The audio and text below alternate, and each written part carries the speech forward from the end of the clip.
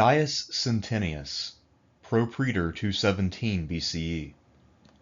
A senator rising through the cursus honorum in the 220s, one has to imagine that Gaius Centenus dreamed of achieving glory once the Republic resumed its conflict with Carthage.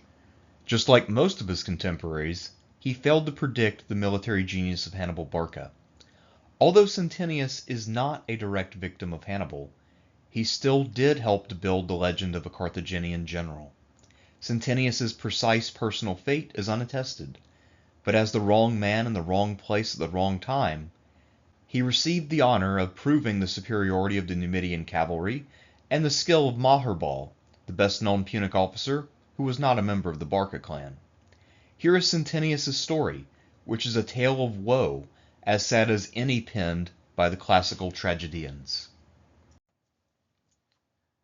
Gaius Centenus is almost certainly a new man. That is to say that no one in his family before him was a member of the Senate so far as we know. There's of course a chance that one of his ancestors had been in the Senate, but just hadn't gotten very far. That being said, his family is only attested in the Second Punic War, and he's the only what I might call regular member of the Senate. He must have joined in the 220s, perhaps toward the very beginning of the decade, and he had cleared the vast majority of the cursus honorum by the time the Second Punic War broke out. This also means that he had held the office of praetor, which is the office right below consul, and normally praetors were men in their late 30s. So for him to be a propraetor in 217 means that at the time he would have been right around 40 years old. And this of course is assuming that he advanced normally. It's also possible, given his sort of low name recognition and his almost certain new man status, that he was holding these offices a few years later than the norm. So it's possible this guy was about 50, but most likely I'm going to guess he's around 40 years old in 217. As for his only other relative, that gentleman will also be someone I'll be covering in the near future. He is the supposed centurion turned general Marcus Centenius Panola, who lost at the Battle of Salaris and was one of Hannibal's many victims. However, that's a different story for a different time. Today we're focused on Gaius and his tale of woe. In 218, the Second Punic War began with a bit of a surprise for the Romans. Rather than wait around for their armies to land in Iberia, Hannibal instead invaded Italy himself, crossing the Alps, a feat that most Romans didn't think was possible with such a large army. Hannibal had not only crossed the Alps, but established a foothold, gathered some Gallic allies, and won a battle or two against the Romans. These battles were embarrassing, but not altogether all that damaging. From the Roman perspective, 217 should be the year when they finally made Hannibal pay for his audacity, and perhaps even brought the war to an early conclusion, since Hannibal had brought the fight to them. In order to avert the danger of having Hannibal march on Rome directly, the Romans decided to field both consular armies, and both consuls were tasked with blocking Hannibal's approach. The greater risk was in Etruria, the area to the north of Rome, and so the more popular consul of that year, Gaius Flaminius, was given a larger army and stationed there. The secondary army was put with Gnaeus Servilius Geminus, and he was effectively guarding what was once Samnium. The idea, of course, is that regardless of which route Hannibal takes, he'll be intercepted by a full consular army, and then his colleague can reinforce the consul who ended up meeting Hannibal. Centenius was called up for this operation. He apparently had served as praetor at some time in the recent past, maybe even the year before, and he was now serve as a legate in Geminus's army. While we don't know this directly, it is widely believed that he was a propraetor and that he was almost certainly the second in command, or at the very least he's the only other sort of named officer in the army, which means that if there was someone else who was the second in command, we don't know who it would be. And the reason we guess he's the second in command is because, of course, he would be tasked with leading what amounts to the vanguard, as we'll see as we move forward. When spring arrived, it became clear that Hannibal intended to invade Etruria. This was what the Romans had largely expected, and it also confirmed their fear since he was going straight for the jugular. Probably by prearranged agreement, the patrician consul Geminus decided to reinforce Flaminius with his entire force. They wanted to overwhelm Hannibal with numbers and crush him. By this time, while Hannibal did not have the overwhelming reputation that he had later, he had already proven himself to be plenty clever and dangerous during his victory over Tiberius Sempronius Longus, and so they weren't taking any chances. Accordingly, Centenius was sent ahead with the cavalry. And you might wonder, well, why did Geminus allow his army to get separated in this way? The reason is pretty simple. The arm in which the Romans were most deficient compared to Hannibal's army was in cavalry. Hannibal had a higher percentage of his army mounted, and the quality of those troops was quite superior to the Romans. Now, at this time, the Romans were not fully aware of the exact degree to which they were outmanned in cavalry, but they did understand in general that Hannibal's troopers were better mounted and more proficient. And so the idea was that if you can make good that deficiency through sheer numbers, then the Roman infantry should be able to defeat the Carthaginian infantry and defeat Hannibal in one big battle. Centenius therefore had a better chance of getting to Flaminius, and the troops he was leading would be more impactful in a large-scale pitched battle. Unfortunately for both Centenius and for his commander Geminus, this would not come to pass though, because before Centenius was able to link up with Flaminius and help him scout and prevent Hannibal from, say, setting up one of the largest scale ambushes in military history, Flaminius stumbled into said ambush and was largely destroyed at Lake Trasimene. When Centenius received this news, he then began to retreat, but his line of retreat was not altogether clear. Where could he go, and what were Hannibal's intentions now that he had removed the largest Roman field army from contention? When it comes to the few days that separate the Battle of Lake Trasimene and the disaster that befell Centenius, we unfortunately are not all that well informed about exactly what happened. Partly this is because our main sources for this, Polybius and Livy, don't really try to get inside of Centenius's head. He was a fairly minor character in both of their narratives, and so neither of them spent much time thinking about Centenius. It does appear, though, that once he received news, probably the same day or the next day, that Hannibal had just smashed the Roman army and that he was about to resume his march, that Centenius retreated toward Umbria. And according to the much later source Zenaris, this occurred near the city of Spoletium. So this would be where Centenius had established his camp. Now again, we don't really know what Centenius was thinking, or whether he was in full command of his forces, whether he was trying to link back up with Geminus, whether he was trying to block one of the roads against Maharbal, or perhaps whether he was simply trying to block one of the roads in order to rally refugees from the Battle of Lake Trasimene. At this point, it's unlikely he had received any instructions from a higher authority, perhaps from Geminus, but probably not yet from Rome itself, where the Senate would meet. And a few days after Trasimene, most likely still acting on his own and trying to figure out some course of action, Centenius now found himself under attack by Maharbal, who at this time was most likely leading an advance guard, which would have included the Numidian cavalry that he was so well known for leading, but also some of the Gallic horse that Hannibal had recruited up north. They were not as high quality as the Numidians, but they were still pretty good. And I just noticed the image that I chose that supposedly represents Maharbal is spelled incorrectly. It's from some kind of a card game.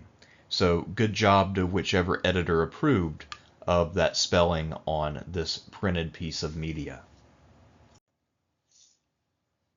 The unknown and unnamed cavalry battle that ensued once Maharbal collided with Centenius was not one that was terribly competitive.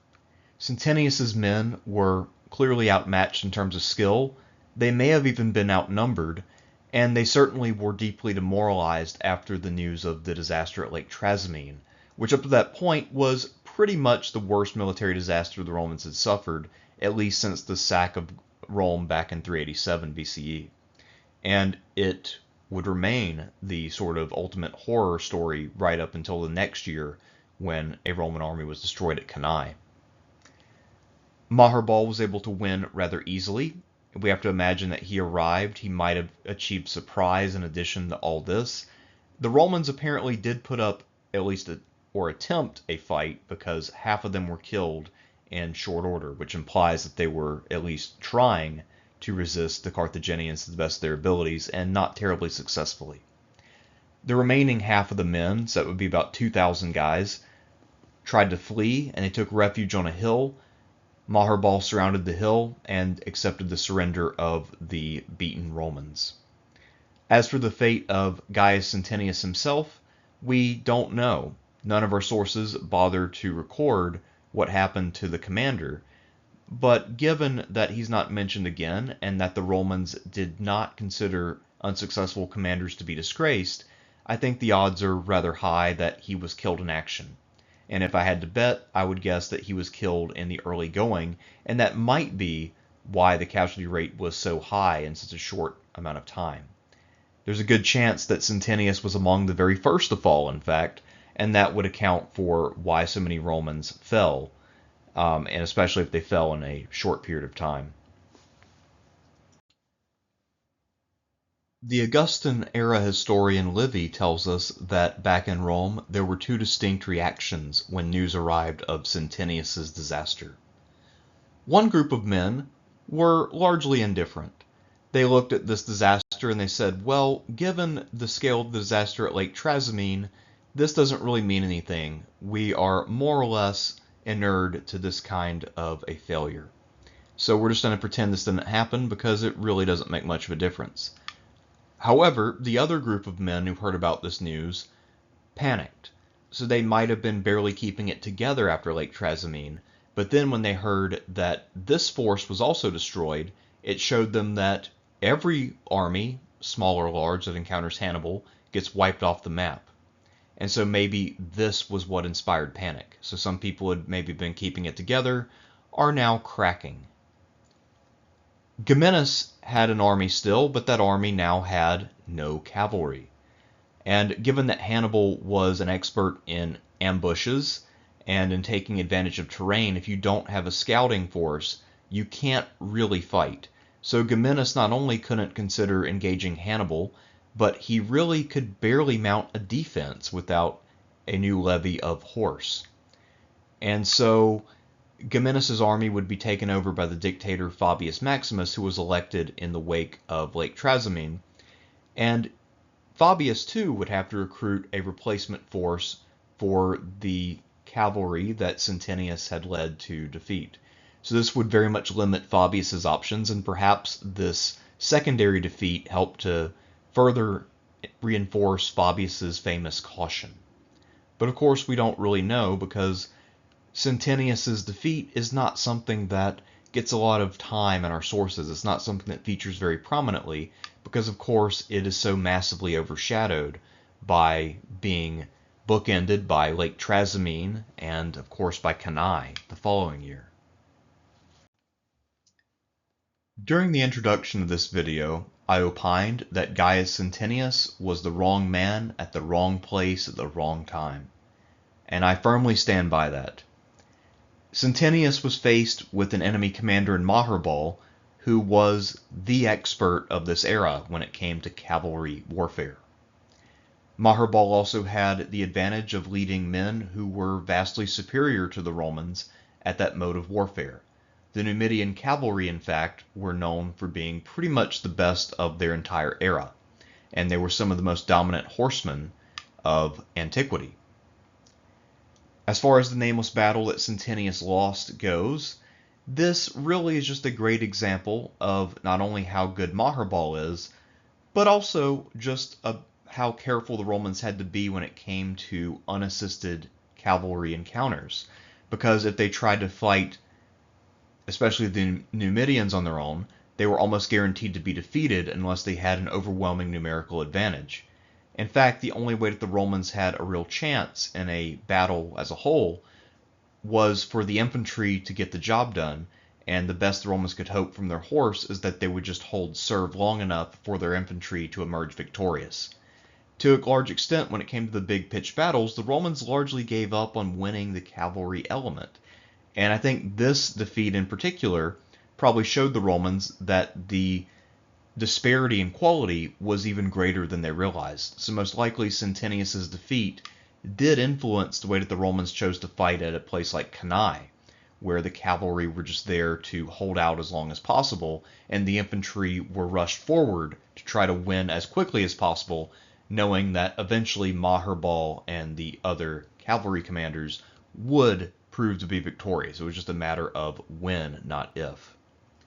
So, in conclusion, Centenius and his failure, the failure itself was largely just a cherry on top of the masterpiece that was Lake Trasimene for Hannibal. And I say cherry on top from the Carthaginian perspective. From the Roman perspective, it was the insult to the injury. I'd also like to add that, so far as I can tell, Centenius didn't actually do anything wrong. This would be one of the few occasions where a Roman general was thoroughly defeated, where the Senate would have pardoned him, but I would have been harsher in this case. Based on the evidence we have, I don't really see any reason to condemn Gaius Centenus's handling of this battle. We simply don't have evidence that he made a mistake. In fact, he most likely was doing his job and trying to do something productive, and it just happened to fail miserably. Until next time, I'm Thersites the Historian. When we come back tomorrow, most likely, we'll be talking about Gaius's near relative Marcus Centenius Panula, who also faced a major disaster at the hands of the Carthaginians.